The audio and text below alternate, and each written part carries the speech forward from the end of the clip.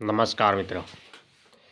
आज मैं आपको मेरी बेताल साधना के बारे में बताऊंगा, उसका जो अनुभव बताऊंगा।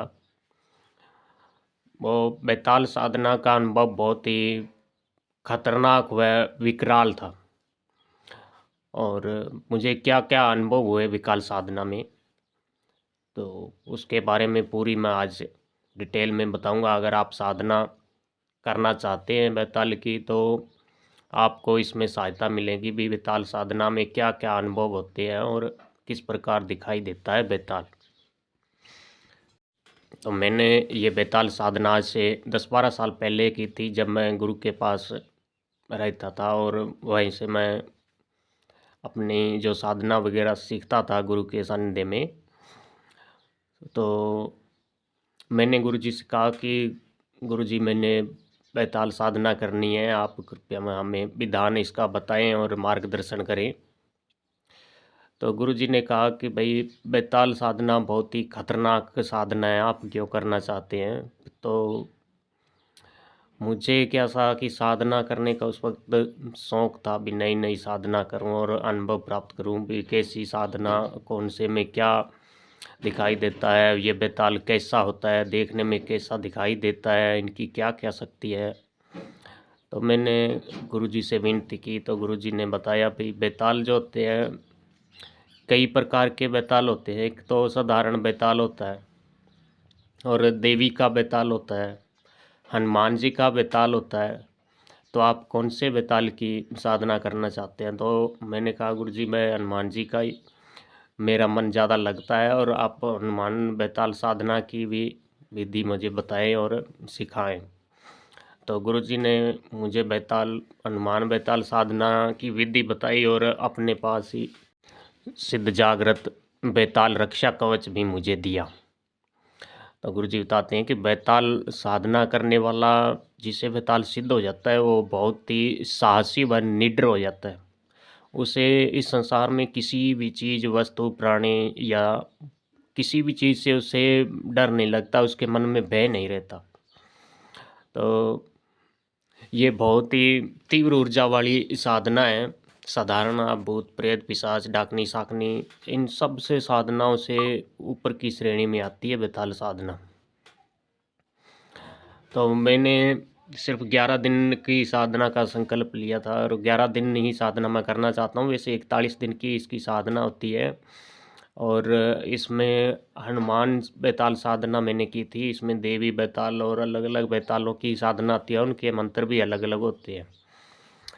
तो मैंने सिर्फ 11 दिन की साधना का संकल्प लिया था, और मैं इसका अनुभव प्राप्त करना चाहता था भी, साधना में क्या अनुभव होते हैं और बेताल दिखता कैसा है। तो मुझे 3-4 दिन तो कोई भी अनुभव नहीं हुआ, और मैं वहीं गुरुजी के पास ही शमशान थे, उस शमशान में मैं साधना करता था, और 3-4 दिन तक कोई भी अनुभव नहीं हुए। मैं साधना लगातार करता रहा। 5वें दिन मैं साधना कर रहा था, अभी मेरी कुछ ही माला निकली होगी कि मैंने देखा भी 2 आदमी हैं जो बड़े बड़े दूर से आ रहे हैं, और आपस में हंस हंस के बात भी कर रहे हैं, अपने हाथों से इधर उधर ज़ोर ज़ोर से हिला भी रहे हैं। और मेरे पास आकर बोले, अरे छोकरे, यहाँ क्या कर रहा है तू, किसकी साधना कर रहा है, क्यों कर रहा है, यहाँ खड़ा हो जा, भाग जा, वरना हम, देखो ये छड़ी है हमारे पास, इस छड़ी से तुझे ज़ोर ज़ोर से पीटेंगे। मैंने उसकी तरफ कोई ध्यान नहीं दिया। गुरुजी ने पहले ही समझा दिया भी ऐसा ऐसा अनुभव होगा, तो तुम उसके बारे में कोई ध्यान मत देना। तो वो कुछ देर बोलते रहे, मैं साधना में यूँ लगा रहा। तो वो कुछ दूर बोल कर आगे चले गए, और मैं अपनी साधना पूर्ण करके वापस गुरु के पास आश्रम में आ गया। और 6-7वें दिन कोई अनुभव नहीं हुआ। 8वें दिन मैं साधना कर रहा था, और मेरी 10-11 मालाएँ अभी पूरी हुई थी कि मैंने देखी कि बहुत सी गायें जो होती है ना, मवेशी गायें, वो दूर से गायें आ रही है। कम से कम 50-60 गायें होंगी और दूर से ज़ोर-ज़ोर की भागती हुई आ रही है इधर को। और मैंने देखा कि अगर ये गायें मेरे ऊपर से अगर निकल गई तो मेरा तो कुचम्बर ही निकाल देगी। तो गायें मेरे पास जितनी नज़दीक आ रही थी, मेरा दिल ज़ोर-ज़ोर से धड़क भी रहा था। और मैं भी गुरु का पक्का शिष्य था। मैंने भी अपना आसन नहीं छोड़ा और अपने जो स्नान बंदन किया हुआ है, किल्लत किया, उससे बाहर नहीं निकला और अपनी साधना में लगा रहा। और कुछ समय बाद वे गायें वहीं गायब हो गई, सामान्य हो गया, कुछ भी नहीं था।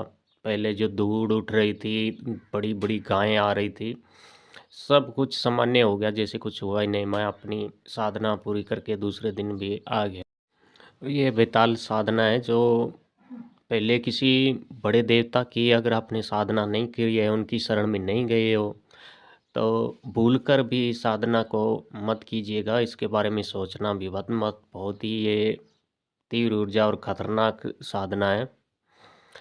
तो उस साधना को मैं लगातार करता रहा और 11वें दिन मैंने देखा कि एक कम से कम 100-150 फीट लंबा आदमी जो है मेरी तरफ आ रहा है और उसने मुझे उठाकर ज़ोर से दूर फेंक दिया।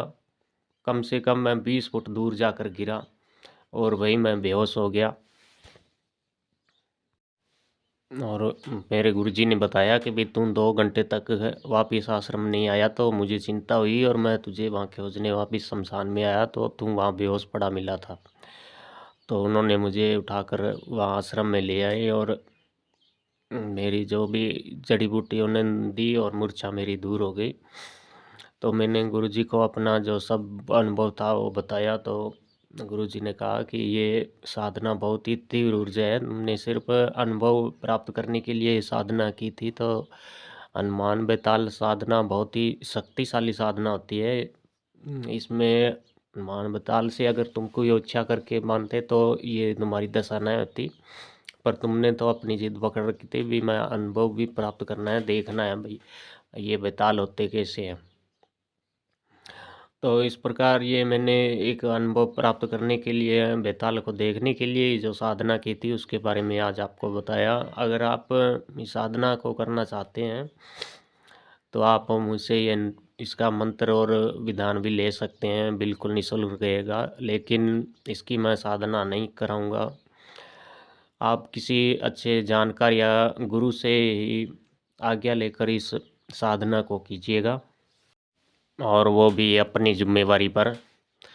तो मित्रों, ऐसे आगे भी मैंने और बहुत सी साधनाएं की, उनके भी अनुभव मैं आपको बताता रहूँगा। तो अगर आपको ये वीडियो पसंद आया तो इसे लाइक करना, कमेंट करना और कमेंट में जय बजरंगबली ज़रूर लिखना। जय श्री राम।